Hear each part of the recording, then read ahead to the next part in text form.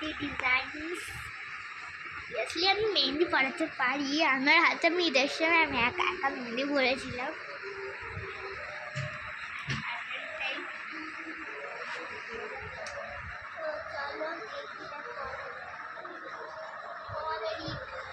কেমন কাটলো অনেক অনেক শুভেচ্ছা, ঈদের অনেক অনেক শুভেচ্ছা তোমাকে। আর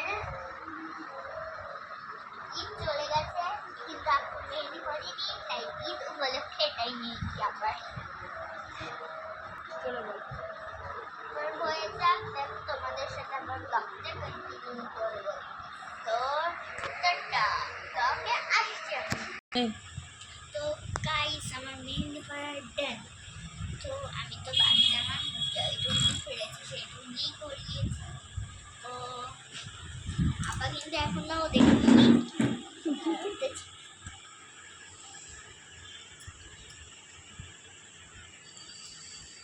তো গাইস এখানটাই লিখে দিয়েছি এ লাভ এন্ড, আবার নিচে লিখে দিয়েছি অ লাভ